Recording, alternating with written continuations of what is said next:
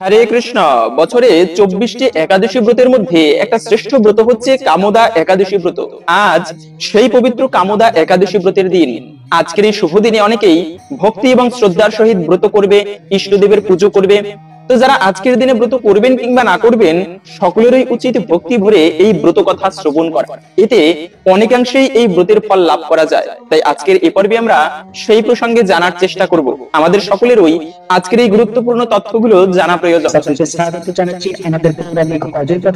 আমরা চেষ্টা করি এরকমই সনাতন ধর্মের ধর্মীয় তথ্যগুলোকে আপনাদের সাথে উপস্থাপন করতে, শেয়ার করতে। তাই আসুন আগামী কিছুক্ষণ সময় একসঙ্গে ধৈর্য ধরে আজকের এই গুরুত্বপূর্ণ তথ্যগুলো জেনে নেই। আশা করছি আজকের এই তথ্যগুলো আপনাকে অবশ্যই সমৃদ্ধ করবে। ভালো লেগে থাকলে অবশ্যই একটা লাইক করে কমেন্টে আপনার ইষ্ট দেবতার নামটি অথবা জয় শ্রী ভগবান শ্রীকৃষ্ণের জয় একবার হলেও লিখে যাবার অনুরোধ জানাচ্ছি। এই একাদশী ব্রতের দিনটি ভগবানের অত্যন্ত প্রিয় দিন। বৃহস্পতিবার মা লক্ষ্মীর দিন, শনিবার শনি দেবতার দিন, ঠিক তেমনি একাদশীর দিনটি যে বাড়ি হোক না কেন, এটি হচ্ছে ভগবান শ্রী বিষ্ণুর অত্যন্ত প্রিয় দিন। এই যে শিব চতুর্দশী ব্রত রয়েছে, তারপরে বৃহস্পতিবারে মা লক্ষ্মীর ব্রত রয়েছে, এমনকি কাত্যায়নী ব্রত রয়েছে, যে ব্রত পালন করার ফলে সাক্ষাৎ গোপিকারা তারা ভগবানকে স্বামী রূপে লাভ করেছিল। এরকম যত প্রকার ব্রত রয়েছে সনাতন ধর্মে, সব থেকে শ্রেষ্ঠ ব্রত হচ্ছে এই একাদশী ব্রত। এর উপরে কোনো ব্রত নেই। তাই যদি কোনো ভক্ত একান্ত ভক্তির সহিত একাদশীর দিনে ব্রত করে ভগবান শ্রী বিষ্ণুর পুজো করতে পারে, তার ফলে তার জীবনের সমস্ত অমঙ্গল দূরীভূত হয় এবং ভগবান শ্রী বিষ্ণু তার প্রতি অত্যন্ত প্রসন্ন হয়ে থাকে। এজন্য এই একাদশী ব্রত এতটা গুরুত্বপূর্ণ। আমাদের সকলেরই উচিত একান্ত ভক্তির সহিত এই ব্রত পালন করা।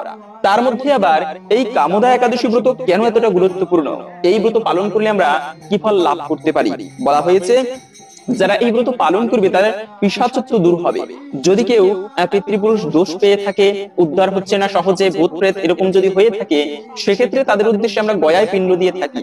শাস্ত্রে বলা আছে যে পুত্র সন্তান বা ওই পিতৃপুরুষের বংশধরেরা যদি তাদের উদ্দেশ্যে গয়াধামী পিণ্ড দেয়, তবে তারা যদি নরকেও গমন করে, সেখান থেকেও তারা উদ্ধার প্রাপ্ত হয়ে স্বর্গে যেতে পারে সেই গয়াধামী পিণ্ড দানের ফলে। কিন্তু আরেকটা উপায় রয়েছে, সেটা হচ্ছে যদি কেউ এই কামদা একাদশী ব্রত পালন করে সেই ব্রত ফল পিতৃপুরুষদের উদ্দেশ্যে নিবেদন করে, তবে তার ফলে তৎক্ষণাৎ সে ব্যক্তি অপমানে এই যে ভূত পিশাচ এগুলো হয়ে থাকলে তৎক্ষণাৎ সে মুক্তি লাভ করবে।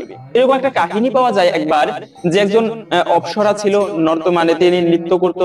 একবার অভিশাপে ওই ললিত নামে অপ্সরা সে পিশাচ হয়েছিল এবং তার স্ত্রী ললিতা তিনি এই কামদা একাদশী ব্রত পালন করে তার স্বামীর উদ্দেশ্যে সেই ফল অর্পণ করেছিল। তৎক্ষণাৎ তার স্বামী সে পিশাচত্ব থেকে মুক্ত হয়েছিল।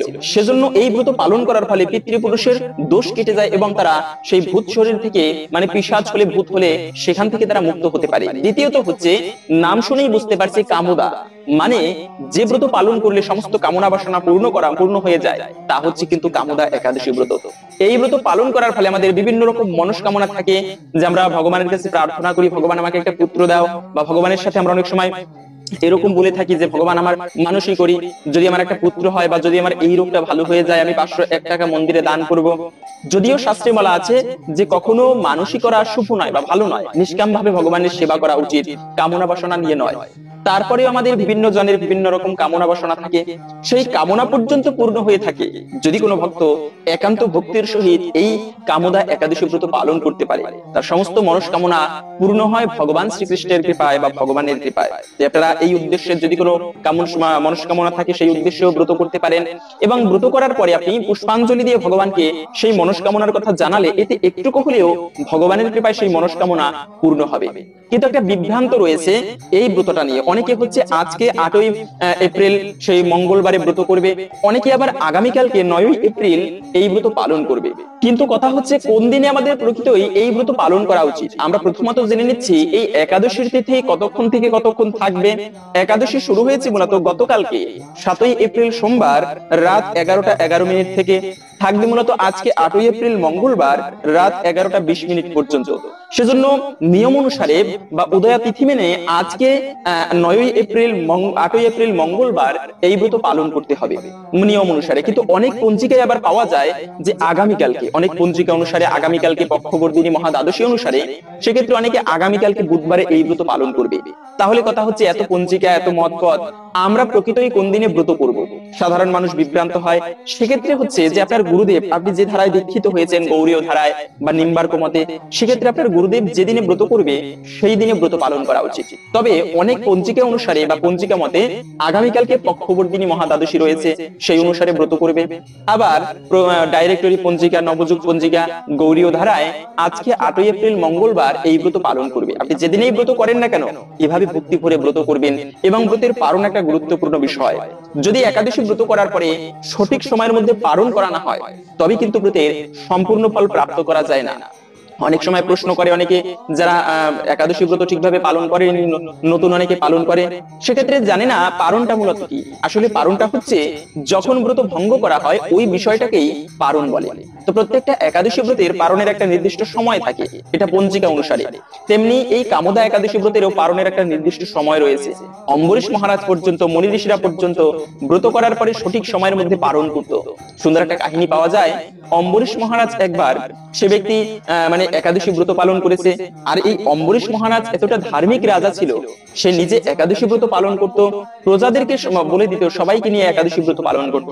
এবং একাদশী ব্রতের পরের দিনে ব্রাহ্মণ ভোজন করিয়ে তারপরে সে নিজে ভোজন করত। এভাবে করে একবার একাদশী ব্রতের দিনে অম্বরীশ মহারাজ তিনি উপবাস করেছেন। তো উপবাস করে পরের দিনে ব্রাহ্মণদেরকে ভোজন করাবেন, এমন সময়ে সমস্ত ব্রাহ্মণদেরকে নিমন্ত্রণ করলেন। সেখানে দুর্বাসা মুনি এসেছেন। দুর্বাসা ঋষি রাগী মুনি, তিনি স্নান করতে গিয়েছেন। এদিকে দুর্বাসা ঋষি ছলনা করে দেরি করতেছিল যাতে পারণের সময় অতিবাহিত হয়ে যায়। তো তখন অম্বরীশ মহারাজ দেখলেন পারণের সময় চলে যাচ্ছে, আবার অতিথিকে রেখে ভোজন করা উচিত নয়, এটি অপরাধের। তো তখন ব্রাহ্মণদের কাছে জিজ্ঞাসা করলেন, আমি এখন কি করতে পারি? আমার ব্রত তো ভঙ্গ হয়ে যাবে, ব্রতের পারণের সময় চলে যাচ্ছে, তাহলে আমি কোন উপায় অবলম্বন করলে ব্রত অতিথির অপমানও হবে না, আবার ব্রত ভঙ্গ করা হবে, পালন করা হবে? তখন সেই ব্রাহ্মণেরা বলেছিল, আপনি যেহেতু নির্জলা ব্রত করেছেন, সেক্ষেত্রে জলপান করলেও আপনার পালন হবে। তাই আপনি একটা কাজ করুন, একটুকু জলপান করুন, এতে অতিথির অপমানও হবে না, আবার আপনার পালনও হয়ে যাবে। ঠিক আছে, যখনই একটুকু জলপান করেছে, ওদিক থেকে সেই দুর্বাসা মুনি তিনি ধ্যানে বসে এই বিষয়টা দেখতে পেল, আমি অতিথি আমাকে রেখে জলপান করলে দেখাচ্ছি। সাথে সাথে মাথার জটা ছিঁড়ে সেই কৃত্তাসুরের সৃষ্টি করলো। কৃত্তাসুর নামে একটা বিভৎস দেখতে অসুর, ভয়ঙ্কর তার তেজ, তিনি এগিয়ে আসতে লাগলো সেই অম্বরীশ মহারাজকে হত্যা করার জন্য। কিন্তু অম্বরীশ মহারাজ ছিল বৈষ্ণব, একাদশী ব্রত যে পালন করে, স্বয়ং যমরাজ বলেছেন যমদূতদেরকে, শুনে রাখো যমদূতগণ, যেখানে একাদশী ব্রত পালনকারীকে দর্শন করবে, দূর থেকে তাদেরকে প্রণাম করে চলে আসবে, কখনো ভুলেও তাদেরকে এই যমলোকে নিয়ে আসবে না, যমপুরীতে। ভগবান তাদেরকে বৈকুণ্ঠে নিয়ে যাবে, তারা আমাদেরও প্রণাম্য। তাই মহাদেব স্বয়ং মা পার্বতীকে বলেছেন, হে দেবী, যে ব্যক্তি একাদশীর দিনে পঞ্চরবি শস্য ভক্ষণ করে, তিনি প্রতি গ্রাসে গ্রাসে মহাপাপের ভাগী হয়, এবং মৃত্যুর পরে তাকে যমদূতেরা তার মুখের মধ্যে তপ্ত লোহা তাপিত করে ঢেলে দেয়। তাহলে বুঝতে পারেন কতটা ভয়ানক শাস্তি পেতে হয়। তাই স্বয়ং মহাদেব সহ মা পার্বতী এই ব্রত পালন করে, একাদশী ব্রত। সেজন্য অম্বরীশ মহারাজ তিনি ভক্তি ভরে একাদশী ব্রত পালন করেছেন। বৈকুণ্ঠ থেকে ভগবান সেই কৃত্তাসুরকে মারার জন্য চক্র পাঠিয়ে দিলে অম্বরীশ মহারাজকে রক্ষা করার জন্য, বৈষ্ণব তিনি। তাই অম্বরীশ মহারাজ তো বসে আছেন হাত জোর করে, ওদিক থেকে সেই সুদর্শন চক্র এসে কৃত্তাসুরকে বধ করে সেই দুর্বাসা মুনির দিকে ধাবিত হলো তাকে মারার জন্য। দুর্বাসা মুনি তো এখন উপায় পাচ্ছে না, কি করবে? কেন তিনি বিনা কারণে সে অম্বরীশ মহারাজের প্রতি রেগে গিয়েছে। তখন দুর্বাসা মুনি প্রাণ ভয়ে ভীত হয়ে সে কৈলাসধামে প্রভু শিবের কাছে উপস্থিত, প্রভু আমাকে রক্ষা করো, কেন কি হয়েছে? এই যে দেখো সুদর্শন চক্র, এর থেকে বাঁচার উপায় কি তুমি বলে দাও। শিব বলল, দেখো এটা আমিও বলতে পারবো না, কেন? এই সুদর্শন চক্র ভগবানের, আর এই সুদর্শন চক্রকে আমি ফেরাতে পারবো না। তুমি একটা কাজ করতে পারো, তুমি সেই ব্রহ্মলোকে ব্রহ্মার কাছে যাও। তো ঠিক আছে, ব্রহ্মার কাছে গেল সেই দুর্বাসা ঋষি। ব্রহ্মা বলল, এই চক্র একমাত্র যিনি নিক্ষেপ করেছে তিনি ফিরিয়ে নিতে পারে, তিনি তোমাকে রক্ষা করতে পারে। সেই ভগবান শ্রীকৃষ্ণের কাছে তুমি গিয়ে ক্ষমা প্রার্থনা করো। ভগবানের কাছে গেল, ক্ষমা ভিক্ষা চাইলো, কিন্তু ভগবান বলল, এই ক্ষমা আমি করতে পারবো না। যার চরণে তুমি অপরাধ করেছো তার সে যদি তোমাকে ক্ষমা করে তবে এই চক্র ফিরে আসবে, তা না হলে ফিরে আসবে না। সেই দুর্বাসা মুনি তখন অম্বরীশ মহারাজের কাছে এসে ক্ষমা প্রার্থনা করেছিল, এবং অম্বরীশ মহারাজ দুর্বাসা মুনিকে আলিঙ্গন করেছিল। তাই বলার উদ্দেশ্য হচ্ছে, যারা একাদশী ব্রত পালন করে, আরে হাজার হাজার বছর যুগ যুগান্তর তপস্যা করলে যে পুণ্যফল প্রাপ্ত করা যায়, শুধুমাত্র একাদশী ব্রত পালন করলে তার থেকে অধিক পুণ্যফল প্রাপ্ত করা যায়। এই অম্বরীশ মহারাজ তার প্রমাণ। এবং এই যে কোনো ব্রত পালন করে পালন করতে হয় সঠিক সময়ের মধ্যে। তো এই ব্রতের পালন করতে হবে, আপনি যেদিনে ব্রত করেন, আজকে ব্রত করলে অথবা আগামীকালকে ব্রত করলে, তার পরের দিনে পালন করবেন সকাল 5:41 থেকে 9:53 পর্যন্ত। এই সময়টুকুর মধ্যে ভগবানের পঞ্চরবি শস্য প্রসাদ দিয়ে তারপরে ভগবানের কাছে প্রার্থনা করে ব্রতের পালন করবেন। তো পালন করার সময় যে মন্ত্র রয়েছে, সেই মন্ত্র অনেকে জানে না। মন্ত্র না জানলেও আপনারা বাংলা ভাষায় ভগবানের কাছে প্রার্থনা করতে পারেন, হে প্রভু, আমি যে এই ব্রত করেছি, কৃপা করে তুমি আমার প্রতি প্রসন্ন হও এবং আমাকে কৃপা করো। যদি কোনো মনস্কামনা থাকে আপনি ভগবানকে তা জানাতে পারেন। এভাবে করে এই ব্রতের পালন করতে হয়। এবং যদিও আমরা অনেকে জানি, তারপরেও জেনে নিচ্ছি এই ব্রত কিভাবে পালন করতে হয়। যে কোনো একাদশী ব্রত পালনের নিয়ম কি মনে রাখবে। প্রতিটা একাদশী নয়, যে কোনো ব্রত পালনের একই নিয়ম। ব্রতের আগের দিনে সংযম পালন করতে হয়। আমরা তো সংযমী নই, আমরা জীবনটা হচ্ছে সংযমের মধ্য দিয়ে পরিচালিত করতে হয়। অন্তত পক্ষে একাদশী ব্রত বা যে কোনো ব্রত পালন করার আগের দিনে নিরামিষ খাবার গ্রহণ করতে হয়। যারা আমিষ ভোজী তারা নিরামিষ খাবার গ্রহণ করবে, যারা নিরামিষ খায় তারা ভগবানের প্রসাদ গ্রহণ করার চেষ্টা করবে। এভাবে করে একাদশী ব্রতের আগের দিনটি অতিবাহিত করবে। এখন আমি খাবার নিরামিষ খেলাম, কিন্তু ঝগড়া করি, খারাপ ভাষা প্রয়োগ করি, আজে বাজে সঙ্গ করি, এটাকেও প্রকৃত নিরামিষ বলে না। নিরামিষ খাবারের পাশাপাশি জীবনটাকে আগের দিনে ভালোভাবে সৎভাবে পরিচালিত করা উচিত। ঠাকুর পুজো দিয়ে ব্রত করার জন্য পূর্ব প্রস্তুতি নেওয়া উচিত। মিথ্যা কথা বলা উচিত নয়, বাক্য সংযম যাকে বলে। এভাবে করে একাদশী ব্রতের আগের দিনে রাত্র 11টার আগে খাবারকে দাঁত ব্রাশ বা দন্ত ধাবন করে নেওয়া প্রয়োজন। এখন অনেকে এও প্রশ্ন করে, রাত্র 11টার আগে কেন খাবার খাবো? ব্রত তো শুরু হবে সেই ভোরবেলা থেকে, ব্রহ্ম মুহূর্ত থেকে শুরু হয় গণনা, বা রাত্র 12টার পরে থেকে শুরু হবে। তাহলে রাত্র 12টায় খাবার খেলে কিছু হবে নাকি? হ্যাঁ, সেক্ষেত্রে মনে রাখবে খাবারটা হজম হতে সময় লাগে। আমরা যে খাবার খাবো বা খাবার খাই, সেটা হচ্ছে হজম হওয়ার জন্য কিছু সময় দিতে হয়। তাই উচিত তাড়াতাড়ি খাবার খেতে হয় ব্রতের আগের দিনে। ওই খাবার পেটে থাকাও ঠিক নয়। সেজন্য মূলত যত তাড়াতাড়ি সম্ভব একাদশী ব্রতের আগের দিনে খাবার গ্রহণ করতে হয়। অন্তত পক্ষে রাত্র 11টার বেশি রাত্র করা উচিত নয়, যদি পরিস্থিতি ক্রমে সেরকম পরিবেশ সৃষ্টি না হয়। এবং ব্রতের আগের দিনে ওই রাত্রে খাবার খেয়ে দাঁত ব্রাশ করা প্রয়োজন, দন্ত ধাবন। কেন আগের দিনে দাঁত ব্রাশ করতে হয়? কেননা অনেক সময় দাঁতের গোড়ায় খাবার আটকে থাকে, আর সেই খাবার একাদশীর দিনে বা ব্রতের দিন যদি পেটে যায়, এতে কিন্তু ব্রত ভঙ্গ হয় বা ব্রতে দোষ লাগে। তো সেজন্য এই বিষয়টা খেয়াল রাখবেন যেন একাদশী ব্রতের আগের দিনে দাঁত ব্রাশ করা হয়। পাশাপাশি অনেক সময় আছে দাঁত ব্রাশ করতে গেলে অনেকের দাঁতের গোড়া থেকে রক্তক্ষরণ হয়। তো একাদশীতে বা যে কোনো ব্রতে যদি রক্তক্ষরণ হয় শরীর থেকে, এতেও কিন্তু ব্রতে দোষ লাগে। ব্রত ভঙ্গ হয় না, কিন্তু সেই ব্রতের সম্পূর্ণ ফল প্রাপ্ত করা যায় না। এভাবে করে আপনারা এই বিষয়টা অবশ্যই খেয়াল রাখবেন। পাশাপাশি হচ্ছে সধবা মায়েরা ব্রত করতে পারবে কিনা, একটা কমন প্রশ্ন। এটা বেশিরভাগ পাওয়া যায় যে অনেক পণ্ডিত রয়েছে আমাদের সমাজে যারা নিজেরা ধর্ম কাজ করবে না, কিন্তু কেউ যদি ধর্ম কাজ করে তাকে নিরুৎসাহিত করে। একটুকু তিলক তুলসীর মালা যদি কেউ পরে পরিধান করে, তার নিন্দা করে, আরে তুলসীর মালা পরেছে, আরে এই সেই কত কিছু। মনে রাখবে, নিজে ধর্ম করতে না পারে কিন্তু কাউকে নিরুৎসাহিত করবে না। ভগবানের কাছে একদিনের জবাব দিতে হবে।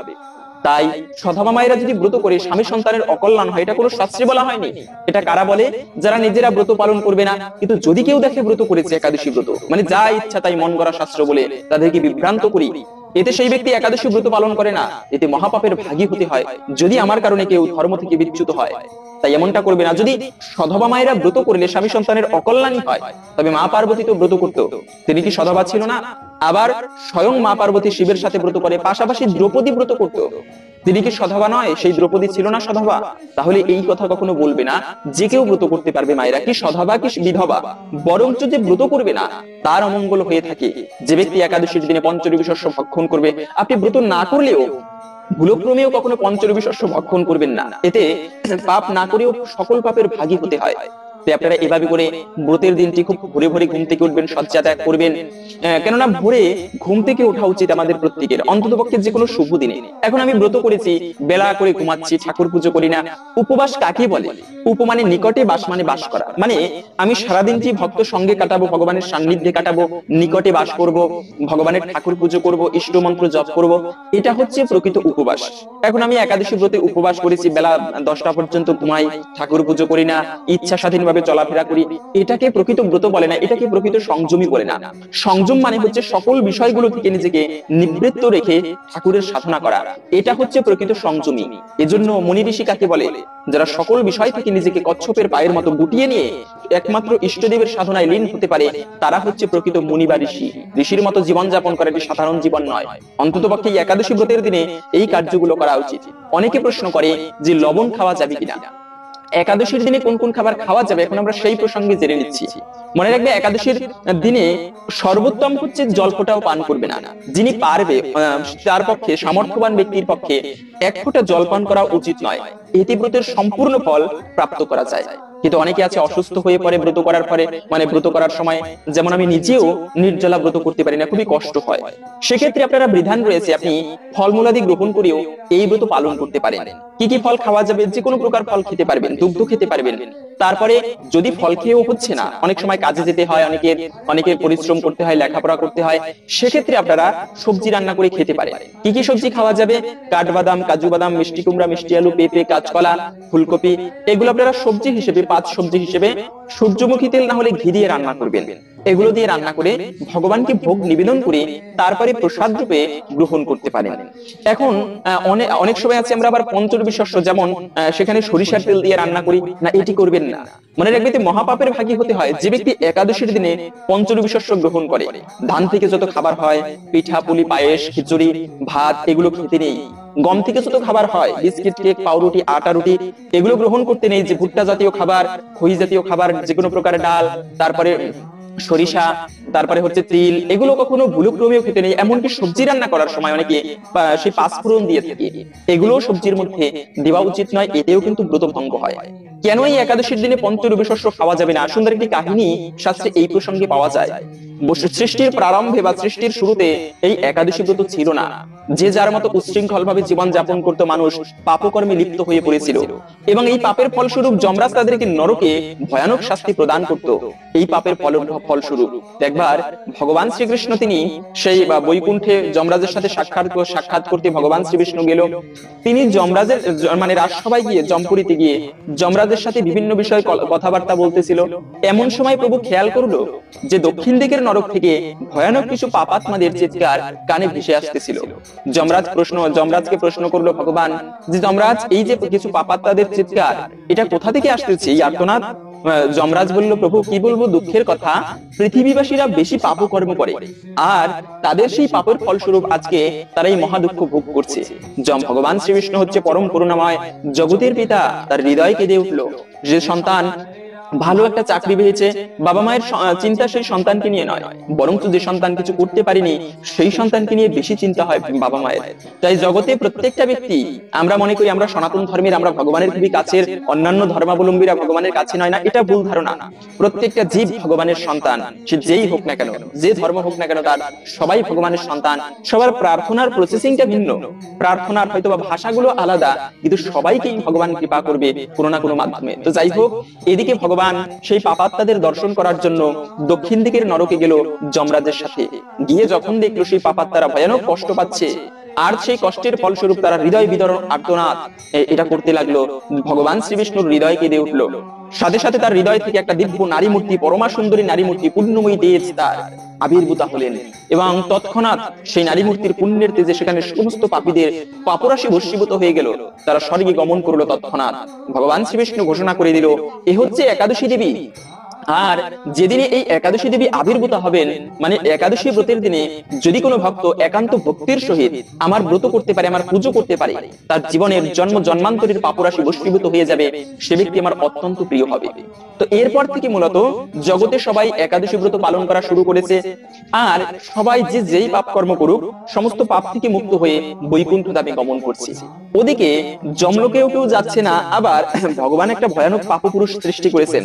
যেমন পুণ্য থাকলে পাপের দরকার, যদি অন্ধকার থাকে সেক্ষেত্রে দিনের প্রয়োজন। দুটি বিষয়, স্বামী স্ত্রী এবং পুরুষ, নারী পুরুষ রয়েছে, দিন থাকলে রাত্রি রয়েছে, কেননা একটা না থাকলে অপরটার মূল গুরুত্ব বোঝা যেত না। যদি দুঃখই না থাকতো, সুখের মর্মতা উপলব্ধি করা যেত না। তাই পাপপুরুষ ভগবান সৃষ্টি করেছেন। যে ব্যক্তি পাপকর্ম করে তার উপরে কলি আশ্রয় করে, যেমন ঠিক তেমনি যে ব্যক্তি অধর্ম কার্য করে তার উপরে সেই ভয়ানক পাপপুরুষ আশ্রয় গ্রহণ করে বেঁচে থাকে। তো এভাবে করে পাপপুরুষ একাদশী ব্রতের দিনে কোথাও আশ্রয় পাচ্ছে না, তিনি ত্রাহি ত্রাহি করতে করতে বৈকুণ্ঠ ধামে ভগবানের কাছে উপস্থিত। প্রভু আমাকে রক্ষা করো। ভগবান বিষ্ণু বলল, কি হয়েছে? বলে, দেখো, তুমি যে একাদশী দেবীর সৃষ্টি করেছো, এই একাদশী দেবীর পূর্ণ প্রভাবে আমি একাদশী ব্রতের দিনে স্বর্গমর্ত পাতাল এমনকি ব্রহ্মলোকে কোথাও স্থান পাচ্ছি না। এই পুণ্যের তেজ এতটা প্রতাপী, আমি কোথাও বাঁচতে পারছি না। যদি এই সৃষ্টিকে রক্ষা করতে হয়, জন্ম দিলে মৃত্যুবরণ করাতে হবে। যদি এই পৃথিবীতে কারো মৃত্যুই না হয়, যদি শুধু জন্ম হয়, তাহলে মানুষকে হত্যা করতে হবে পৃথিবীতে বেঁচে থাকার জন্য। তাই প্রভু, জগতে সৃষ্টির ভারসাম্য রক্ষা করতে হলে এই পাপপুরুষকেও বাঁচিয়ে রাখতে হবে। আপনি আমাকে একাদশীর দিনে এমন একটা স্থান দান করুন, বলে দিন যেখানে আমি নির্ভয়ে বাঁচতে পারি। তখন ভগবান শ্রীবিষ্ণু বলল, আচ্ছা এই ব্যাপার, তাহলে তুমি একটা কাজ করবে কি, একাদশী ব্রতের দিনে পঞ্চরবি শস্যের মধ্যে আশ্রয় গ্রহণ করবে, এবং যে ব্যক্তি একাদশীর দিনে পঞ্চরবি শস্য ভক্ষণ করবে তিনি পাপ না করেও সকল পাপের ভাগী হবে, মহাপাপের ভাগী হতে হয়। তাই তো স্কন্দ পুরাণের কথা, মাতৃহা পিতৃহা চৈব ভাতৃহা গুরুহা তথা একাদশান্ত যোগ ভূয়াক্তে বিষ্ণু লোকচ্যুত হবে। মাতৃহত্যা, ভাই হত্যা, গুরু হত্যা, ব্রাহ্মণ হত্যা, সকল ভয়ানক পাপের ভাগী হবে যে ব্যক্তি পাপ না করেও পঞ্চরবি শস্য ভক্ষণ করে একাদশী ব্রতের দিনে। এমনকি সে যদি ভগবান বিষ্ণুর পার্ষদ হয়, একেবারে কাছের লোক, তথাপিও একাদশী ব্রত পালন না করে, সেক্ষেত্রে থাকে সেই বৈকুণ্ঠ থেকে বিচ্যুত হয়ে এই পৃথিবীতে গমন করতে হবে, নরকে গমন করতে হবে। তাহলে এতটা গুরুত্বপূর্ণ বলা হয়েছে এই একাদশী ব্রতের। এজন্য মূলত এই একাদশী ব্রতের দিনে পঞ্চরবি শস্য খেতে নেই। আপনার কষ্ট হচ্ছে, আপনি সবজি রান্না করে খান, তারপরে হচ্ছে আপনি অন্যান্য বিভিন্ন প্রকার ফল পাওয়া যায়, কত প্রকার সাবু খেতে পারেন। তবে মনে রাখবে, শ্যামা চাল কিন্তু খাওয়া যাবে না। অনেকে প্রশ্ন করে যে একাদশী ব্রতের দিনে শ্যামা চাল খাওয়া যাবে কিনা, লবণ খাওয়া যাবে কিনা। প্রথমত হচ্ছে শ্যামা চাল কেন খাওয়া যাবে না? কেননা শ্যামা চালের মধ্যে পঞ্চরবি শস্যের সংমিশ্রণ থাকে, আর যে ব্যক্তি একাদশী ব্রতের দিনে শ্যামা চাল ভক্ষণ করে তারও মহাপাপের ভাগী হতে হয়। এমনি আপনি সাবু খেতে পারবেন, কেননা সাবুদানার মধ্যে ভেজাল থাকে না। ওটি একটা বৃক্ষের থেকে, শিকড়ের মধ্য থেকে মানে বানানো হয়, প্রসেসিং করে গোল গোল সাবুদানা। তো ওই সাবুদানা খেতে পারবেন, কিন্তু শ্যামা চাল খাওয়া যাবে না। এবং লবণ খাওয়া যাবে কিনা, হ্যাঁ, এটা নিয়ে অনেক সময় প্রশ্ন আসে যে লবণটা হচ্ছে আপনি সরাসরি আপনি সন্দক লবণ ব্যবহার করাটা উত্তম। তবে সন্দক লবণ যদি না থাকে, সেক্ষেত্রে আপনারা এমনি লবণ দিয়েও খেতে পারবেন। অবশ্যই লবণ খাওয়া যাবে, এটা কোনো শাস্ত্রে বলা নেই যে লবণ খাওয়া যাবে না, লবণ অবশ্যই খেতে পারবেন। তবে এই একাদশী ব্রতের দিনে কিছু কাজ ভুলক্রমেও করা উচিত নয়, যেমন মিথ্যাচার। মনে রাখবে, ব্রত করেছে কিন্তু ঝগড়া করি, মিথ্যাচার, সত্যের উপরে ধর্ম নেই, মিথ্যার উপরে পাপ নেই জগতে। এটা চরম সত্য কথা যে যুধিষ্ঠির মহারাজ, ধর্মবাদী যুধিষ্ঠির, একা ইতিহাসে পাওয়া যায় এই একজন রাজা যিনি সশরীরে স্বর্গে গমন করেছিল, জীবনে কোনোদিন মিথ্যা কথা বলেনি, নিজের ধর্মপথ থেকে স্বার্থের জন্য বা পরিস্থিতিতে পড়ে ধর্মকে কোনোদিন ত্যাগ করেনি। আমরা বলি পরিস্থিতিতে আসলে অনেক সময় ঘুরিয়ে রাস্তা চলতে হয়, অধর্ম পথে চললেও এটা দোষণীয় নয়। হ্যাঁ, এটা হতে পারে, কিন্তু অধর্ম পথে কদাপি চলা উচিত নয়, সেটা হোক দোষণীয় বা যে কোনো ভাবে হোক না কেন। যত কঠিন পরিস্থিতি আসুক, জীবনে ধর্মকে কখনো ত্যাগ করা উচিত নয়। যে কারণে যুধিষ্ঠির মহারাজ এত পুণ্যবান ব্যক্তি ছিল, যাকে শত্রুরা পর্যন্ত বিশ্বাস করত যুধিষ্ঠির কোনোদিন অধর্ম করবে না। কিন্তু সেই যুধিষ্ঠির মহারাজ যুদ্ধক্ষেত্রে বসে একবার একটা মিথ্যা কথা বলেছিল, মিথ্যা নয়, একটা হাতি নামক অশ্বত্থামা, ওই হাতির নাম ছিল অশ্বত্থামা, তাকে মেরে ফেলেছে। গুরুদেবের সামনে বসে সত্য কথাই বলেছিল, গুরুদেব অশ্বত্থামা হতো ইতি গজ। কিন্তু উদ্দেশ্য ছিল গুরুদেবকে ভুল বোঝানো। আর এই পাপের ফলে যুধিষ্ঠির মহারাজের রথ সবসময় মাটির উপর দিয়ে, শূন্যের উপর দিয়ে চলতো তার সত্যবাদিতার গুণে। কিন্তু যখনই যুধিষ্ঠির মহারাজ বলেছে গুরুদেব অশ্বত্থামা হতো ইতি গজ, সাথে সাথে যুধিষ্ঠিরের রথ মাটি স্পর্শ করেছিল। তাই কখনো মিথ্যা কথা বলা উচিত নয়, সর্বদা সত্যবাদিতা গুণটিকে ধারণ করা উচিত। এখন আমি অন্যান্য সময় মিথ্যা কথা বলতে হলেও পরিবেশ ক্রমে, কিন্তু একাদশীর দিনে কখনো মিথ্যা বলবেন না। এতে ব্রত পালন করলেও অনেকাংশেই এই ব্রতের ফল কম লাভ হয়। মিথ্যা বলা উচিত নয়, সত্যবাদিতা গুণটিকে ধারণ করা উচিত। ঝগড়া, চিৎকার, চেঁচামেচি, গালিগালাজ এগুলো করতে নেই। আরে মুনি কাকে বলে? মুনি হচ্ছে তারাই যারা মৌন ব্রত অবলম্বন করে বনবাসী হয়ে বনের মধ্যে থেকে সৃষ্টিকর্তার সাধনা করে, ইষ্ট দেবতার মন্ত্র জপ করে, তাদেরকে বলা হয়েছে মুনি। মানে প্রয়োজনের বিহীন অতিরিক্ত কোনো কথা বলবে না, একমাত্র কৃষ্ণ কথা উচ্চারণ করবে, এদেরকে বলা হয় মুনি। আর অন্ততপক্ষে একাদশীর দিনে সেই মৌনতা অবলম্বন করা উচিত, প্রয়োজনবিহীন অতিরিক্ত কথাবার্তা বলা উচিত নয়। দ্বিতীয়ত হচ্ছে অন্নদান করা। মনে রাখবে, দানের মতো পবিত্র বস্তু জগতে কিছু নেই, যে দান করার মাধ্যমে সেই বলি মহারাজ পর্যন্ত জগতে এতটা প্রসিদ্ধ হয়ে রয়েছেন। বলি মহারাজের কথা না বললেই নয়, ছোট্ট সেই বলি মানে ছোট্ট নয়, ছোট্ট বামুন অবতার, তিনি বামুন বেশে ভগবান সেই বলির রাজসভায় তিনি উপস্থিত হলো দান চাইতে। বলি মহারাজ বললো, তুমি কি চাও বলো? বলে, আমি 3টি পা রাখার মতো যে জায়গা সেটুকু চাই। শুনে সবাই হাসাহাসি করতে লাগলো, আরে বোকা নাকি তুমি বামুন পুত্র, 3টি পা রাখার মতো জায়গা নিয়ে তুমি কি করবে? একটা গ্রাম চাও? বলি মহারাজ একটা গ্রাম তোমাকে দিয়ে দিবে। একটা রাজ্য চাও? রাজ্য দিয়ে দিবে। কিন্তু একটা তুমি 3 পা রাখার মতো জায়গা নিয়ে কি করবে? এটি এই মানে জায়গা দিয়ে তো কোনো কাজ করতে পারবে না। কিন্তু বলি মহারাজ বলল শান্তভাবে, মহারাজ দিতে হলে আপনি 3 পা রাখার মতো জায়গাটুকু আমাকে দিন। বলি মহারাজের গুরুদেব বুঝতে পেরেছিল এই বলি সেই বামুন সাধারণ কোনো ব্যক্তি নয়। তিনি বুঝতে পেরেছিল সাক্ষাৎ ভগবানের অবতার। বলিকে নিষেধ করলো, বলি ভগবান আজকে তোর কাছে দান চাইতে এসেছে, তুই দান করিস না, তোর সবকিছু ছিনিয়ে নেবে। কিন্তু বলি মহারাজ তখন অদ্ভুত বিষয় বলেছিল গুরুদেবকে, গুরুদেব এটি আমার চরম সৌভাগ্যের বিষয়, আজকে স্বয়ং ভগবান আমার কাছে দান চাইতে এসেছে, আমার কাছে যা সামর্থ্য রয়েছে আমি তাই দিয়ে দেব। বলি মহারাজ সংকল্প করে আনন্দের সহিত দান করতে প্রস্তুত হলো এবং প্রথম পায়ে ভগবান স্বর্গলোক দখল করলো, দ্বিতীয় পায়ে মর্ত এই পৃথিবী লোক দখল করলো, তৃতীয় পা কোথায় রাখবে? তৃতীয় পা তখন বলি মহারাজ দেখলেন দেবার মতো কিছু নেই, আমার মস্তকটা রয়েছে। বলি মহারাজ ভগবানের চরণে নিজের মাথা নত করে দিলেন, প্রভু আমার মাথায় তোমার পা রাখো। আর ভগবান তাই করলেন, বলি মহারাজের মস্তকে পা স্থাপন করলেন। এবং এই যে বলি মহারাজ এত বড় আত্মত্যাগ দান করেছে, যার ফলশ্রুতিতে ভগবান কখনো দান ভুলে না। ভগবানকে দান করলে প্রতিদান তুমি পাবেই। তাই ভগবান বলি মহারাজকে প্রতিদান স্বরূপ পাতাল দেশের রাজা করলেন এবং সেখানে ভগবান নিজে স্বয়ং সেই বলি মহারাজের দ্বার রক্ষী হয়ে রয়েছেন। বুঝেন, দারোয়ান হয়ে রয়েছে। ভগবান তার ভক্তকে এতটা ভালোবাসে, দানীকে এতটা ভালোবাসে। তাই দান করা মহাপুণ্যের, বিশেষ করে জগতে যত প্রকার দান রয়েছে সব থেকে শ্রেষ্ঠ দান হচ্ছে অন্ন দান করা। এর উপরে কোনো দান নেই। ক্ষুধার্ত মানুষকে অন্ন দান করে তৃপ্ততা দান করার মাধ্যমে যে পুণ্য ফল প্রাপ্ত হয়, এর উপরে জগতে কোনো ধর্ম নেই, জগতে কোনো দান নেই। কিন্তু সেই অন্ন একাদশীর দিনে দান করা এটি মহাপাপের।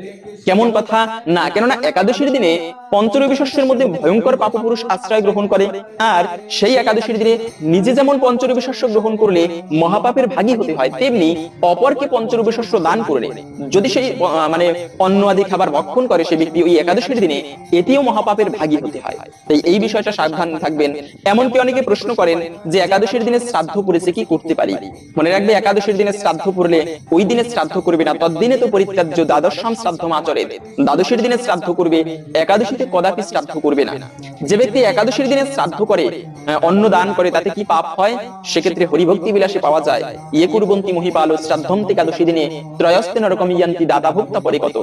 যে ব্যক্তি একাদশীর দিনে শ্রাদ্ধ করবে 3 জন ব্যক্তি নরকে যায়, ত্রয়স্তে নরকম ইয়ান্তি। কে কে?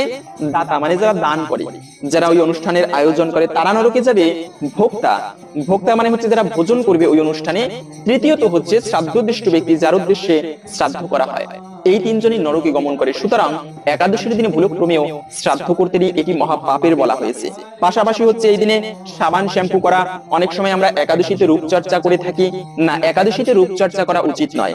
কেননা একাদশী ব্রতের দিনটি সংযম থেকে সাবান শ্যাম্পু গায়ে ততটা লাগানো উচিত নয়, মাখানো উচিত নয়। এখন শৌচ কার্য করবো, সেক্ষেত্রে কি সাবান মাখা যাবে না? সেক্ষেত্রে সাবান মাখতে পারেন, কিন্তু সাবানটা মূলত তৈরি হয় চর্বি দিয়ে, বিভিন্ন পশুর চর্বি আদি দিয়ে।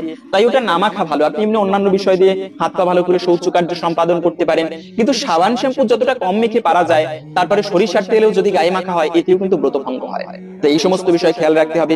এবং আরেকটা বিষয় হচ্ছে একাদশীতে কখনো স্ত্রী সঙ্গ করতে নেই, ব্রহ্ম ক্ষয় করতে নেই। মনে রাখবে যে যত বেশি ব্রহ্মকে ধারণ করে সে তত বেশি দিব্যতা প্রাপ্ত করে। আধ্যাত্মিক স্তরে উন্নতি লাভ করার জন্য ব্রহ্মকে ধারণ করে, এটি অনিবার্য। যারা সায়েন্সের ভাষায় যারা বীর্য ক্ষয় করে না, বীর্যকে ধারণ করে, তাদের ভিতরে এমন একটা তেজ শক্তি প্রকাশিত হয় যে সে নিজেই উপলব্ধি করতে পারবে না। তাই যত সম্ভব বেশি ব্রহ্মকে ধারণ করা উচিত। অন্তত পক্ষে একাদশীর মতো পবিত্র দিনে ব্রহ্মচর্য ব্রত পালন করবে, ব্রহ্মকে ক্ষয় করা উচিত নয়। এতেও কিন্তু ব্রতে দোষ লাগে, ব্রতের সম্পূর্ণ ফল প্রাপ্ত করা যায় না। তৃতীয়ত হচ্ছে এই দিনে ইষ্টমন্ত্র জপ করবেন। এই একাদশীর দিনে মনে রাখবে, অন্যান্য দিনে ধর্ম কাজ করলে যে পুণ্য ফল প্রাপ্ত করা যায়, কিন্তু একাদশীর দিনে সেই ধর্ম কাজ করলে তার থেকে সহস্র গুণ বেশি পুণ্য ফল প্রাপ্ত করা যায়। তাই তো একাদশী ব্রতের দিনটি এতটা গুরুত্বপূর্ণ বলা হয়েছে। সেজন্য এই একাদশী ব্রত যদি কেউ অজান্তেও পালন করে, তিনি সর্বপাপ হইতে মুক্ত হয়ে বৈকুণ্ঠে গমন করে। সুন্দর একটা কাহিনী পাওয়া যায়। একবার নর্মদা নদীর তীরে সেই গালব মুনি নামে এক মহামুনি বাস করত। তার একটা ছোট্ট পুত্র ছিল। এই বাবা গালব মুনি তিনি তো ইষ্টদেবের সাধনা করতো, ধ্যান করে কাটাতো, সব সময় অষ্টাঙ্গ যোগ অনুশীলন করত, কিন্তু তার পুত্র সে ছিল ভক্তিযোগী। জগতে 3 প্রকার যোগ সাধনা রয়েছে, তার মধ্যে শ্রেষ্ঠ যোগ হচ্ছে ভক্তি যোগ। তো এই ভক্তি যোগ অনুশীলন করতে ভদ্রশীল, নিজে একাদশী ব্রত পালন করত এবং সবাইকে বলতো তোমরা একাদশী ব্রত পালন করবে, বাবাকে পর্যন্ত বলতো, এবং নিজে বিষ্ণুমূর্তি তৈরি করে পুজো করে আবার বিসর্জন দিত।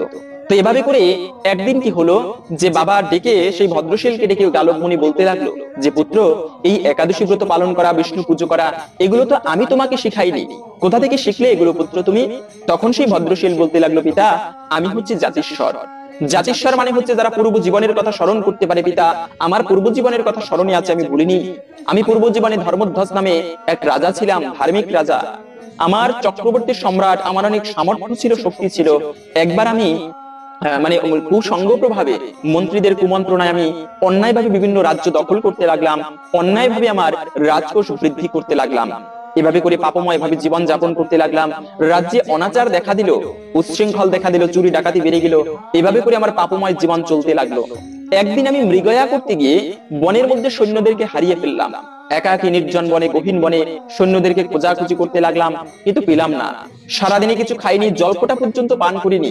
সন্ধ্যাকালের পরে খেয়াল করলাম কিছু তীর্থযাত্রী সেই মন্দিরের মধ্যে এসে ঠাকুরের নাম গুণাগুণ করে কাটাচ্ছে। আমিও তাদের সঙ্গে সেই রাত্রি জাগরণ করে রইলাম, ঠাকুরের নাম গুণাগুণ শ্রবণ করে রইলাম। এবং প্রচন্ড ক্ষুধা তৃষ্ণায় আমার পরের দিন প্রভাতকালে আমার প্রাণ ত্যাগ হলো।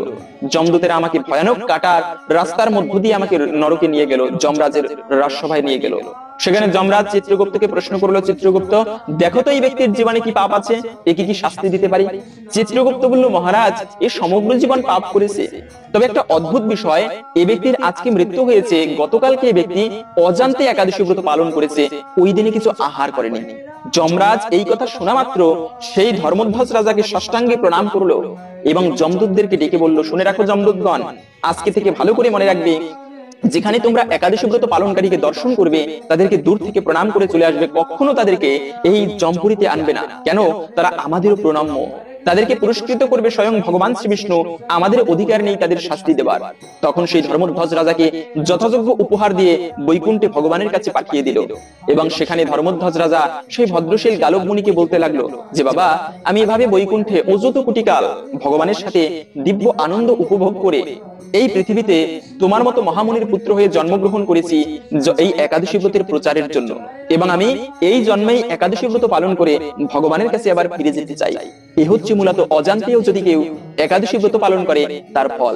সেজন্য আমাদের প্রত্যেকের একান্ত ভক্তি ভরে এই ব্রত পালন করা উচিত। এবং এই দিনে ব্রত না খেয়ে থাকাটাই ব্রত নয়, এই দিনে ঠাকুর পুজো করবে, ইষ্টদেবের মন্ত্র জপ করে কাটাবে।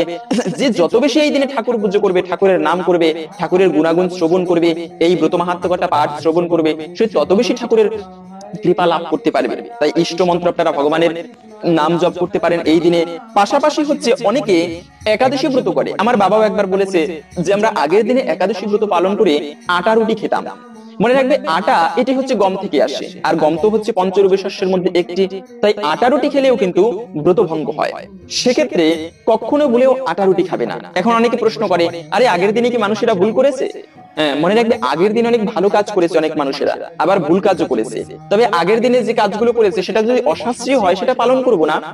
এই আটা রুটি খাওয়া এটা শাস্ত্রে স্পষ্ট নিষিদ্ধ, তর্ক করা উচিত নয়, মেনে নিতে হবে আমাদের শাস্ত্রগুলোকে। তাই আটা রুটি ভক্ষণ করলে এতেও কিন্তু সেই ব্রতে দোষ লাগে বা ব্রত ভঙ্গ হয়ে যায়। দ্বিতীয়ত হচ্ছে, একজন মা প্রশ্ন করেছেন, একাদশীতে তো পঞ্চরবি শস্য ভক্ষণ করতে নেই, কিন্তু অনেক সময় বাস্তবতার ক্ষেত্রে দেখতে গেলে দেখা যায় আমি নিজে ব্রত করেছি, কিন্তু পরিবারে আমার স্বামী রয়েছে, 2টি সন্তান রয়েছে, তাদের জন্য রান্না করে দিতে হয়। যদিও তারা জানে একাদশী ব্রতে উপবাস করা উচিত, কিন্তু করে না। পরিবেশ অনুসারে আমাকে রান্না করে দিতে হচ্ছে। সেক্ষেত্রে কথা হচ্ছে, এতে কি আমি ব্রতের ফল প্রাপ্ত করতে পারবো কিনা? মনে রাখবে, পরিবেশ অনুসারে প্রথমত হচ্ছে পরিবারের সাথে তাল মিলিয়ে ধর্ম করা উচিত। এখন আমি ধর্ম করলাম, অথচ সংসারে ঝই ঝামেলা লেগেই রয়েছে, পরিবারের কেউ এটা মেনে নিতে রাজি নয়। না, পরিবারের লোকেরও বোঝা উচিত, আজকে ও বেচারি একাদশী ব্রত করেছে, ওকে দিয়ে সাধারণ কাজকর্ম ততটা করাবো না। আজকে মা তুই ঠাকুরের সেবা কর, আমরা সবাই মিলে নিজেরা কাজকর্ম করে নেই, এভাবে করে সহযোগিতা করা উচিত।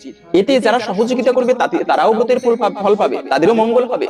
তারপরেও বধূমাতাদেরও বোঝা উচিত যে রান্না করার মতো কেউ নেই, সেক্ষেত্রে যদি রান্না করে দিতেও হয়, এটা আমি মনে করি দূষণীয় নয়, এটা ভগবান দেখবেন। কেন? পরিবেশ অনুসারে তো হচ্ছে না, আপনি পারছেন না, তো অবশ্যই এরকমটা করতে পারবেন। এবং দিবানিদ্রা দেওয়া উচিত নয়, দিনের বেলা একাদশীতে ঘুমানো উচিত নয়। একমাত্র অসুস্থ হলে তারা একাদশীতে নিদ্রা যেতে পারেন অসুস্থতার কারণে, তবে একাদশীর দিনে দিনের বেলা ঘুমানো উচিত নয়। তো এখন আমরা জেনে নিচ্ছি ভিডিওর মূল প্রসঙ্গ, এই একাদশীর কামোদা একাদশীর বিশেষ ব্রত কথা। যারা ব্রত করবেন কিংবা না করবেন, সকলে আসুন ধৈর্য ধরে এই ব্রত কথা শ্রবণ করি, এতে একটুকু হলেও এই ব্রতের ফল লাভ করা যায়। এই সকলে মিলে কিছুক্ষণ সময় আসুন এই প্রসঙ্গে আমরা জেনে নেই। ব্রত কথা সনাতন ধর্মের নববিধা ভক্তির প্রথমত হচ্ছে শ্রবণ করা। শ্রবণম মঙ্গলম, শ্রবণ করলে বিশেষ মঙ্গল সাধিত হয়। এজন্যই তো বলা আছে গায়ন্তাম বিষ্ণু ধাবতী, যেখানে ভগবান শ্রী বিষ্ণুর নাম কীর্তন করা হয় সেখানে বিষ্ণু উপস্থিত হয়, ধাবমান হয়। তাই কিছুক্ষণ সময় ধৈর্য ধরে আসুন শ্রবণ করি এই ব্রত কথা। এবং আজকের দিনে আপনি ব্রত না করলেও এই ব্রত কথা শ্রবণ করে একটা প্রদীপ ভগবানের উদ্দেশ্যে প্রজ্বলিত করে রাখবেন, এতে একটুকু হলেও এই ব্রতের ফল লাভ করা যায়। তো প্রথমত আমরা জেনে নিচ্ছি আজকের দিনে, আগামীকালকে অনেকে পক্ষবর্ধিনী মহাদ্বাদশী অনুযায়ী ব্রত করবে, অনেক পঞ্জিকা অনুসারে সেই পক্ষবর্ধিনী মহাদ্বাদশীর উল্লেখ রয়েছে। তো আগামীকালকে বুধবারে যারা ব্রত করবে তারা পক্ষবর্ধিনী মহাদ্বাদশী অনুসারে ব্রত করবে।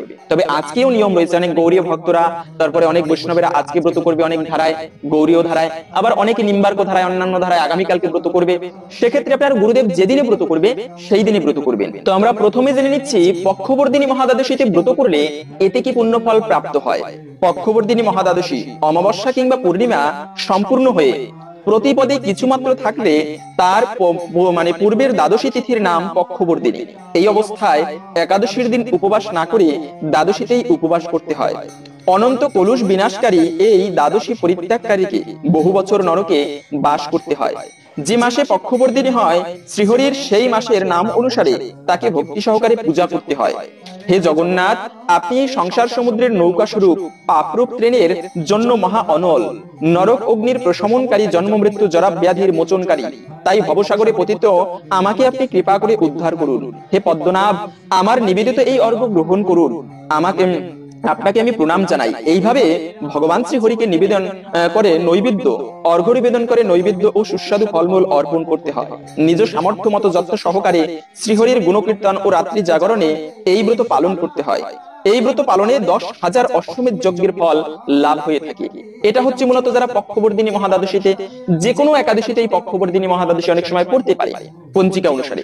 সেক্ষেত্রে যারা পক্ষবর্ধিনী মহাদ্বাদশীতে ব্রত করবে তারা 10,000 অশ্বমেধ যজ্ঞ করলে যে ফল হয় সেই ফল প্রাপ্ত করতে পারবে। তো এখন আমরা জেনে নিচ্ছি আজকের এই কামোদা একাদশী ব্রত যারা পালন করবে সেই কামোদা একাদশী ব্রত পালনের কি পূর্ণ ফল প্রাপ্ত করা যায়, কামোদা একাদশীর মাহাত্ম্য কথা।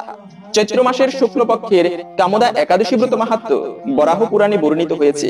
মহারাজ যুধিষ্ঠির বললেন, হে বাসুদেব, আপনি কৃপা করে আমার কাছে চৈত্র মাসের শুক্লপক্ষের একাদশীর মহিমা কীর্তন করুন।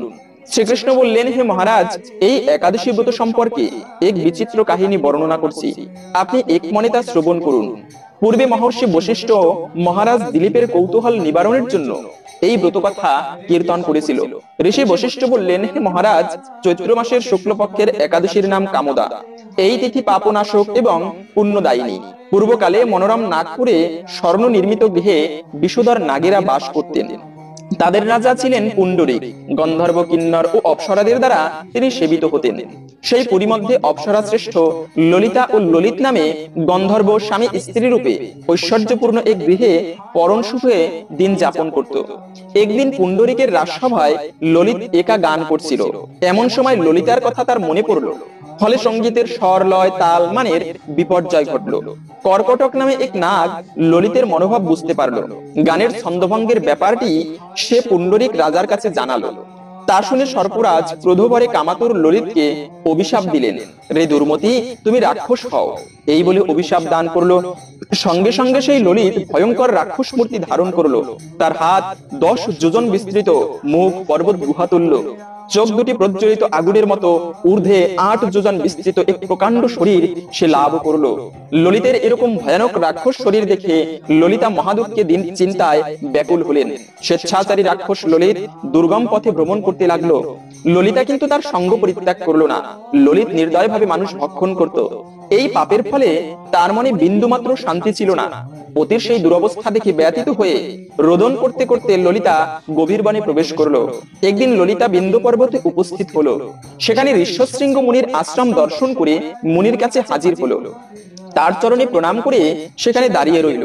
মুনিবর জিজ্ঞাসা করলেন, হে সুন্দরী, তুমি কে, কার কন্যা, কি কারণেই বা এই গভীর বনে এসেছো, তা সত্য করে বলো। তদুত্তরে ললিতা বললেন যে, হে প্রভু, আমি বীরধন্যা গন্ধর্বের কন্যা, আমার নাম ললিতা। আমার পতির পিশাচত্ব দূর হয় এমন কোন উপায় জানবার জন্য এখানে এসেছি। তখন ঋষি বললেন, চৈত্র মাসের শুক্লপক্ষের কামদা নামে যে একাদশী আছে, সেই ব্রত যথাবিধি পালন করো। এই ব্রতের পুণ্যফল তোমার স্বামীকে অর্পণ করলে তৎক্ষণাৎ তার সমস্ত পাপ বিনষ্ট হবে।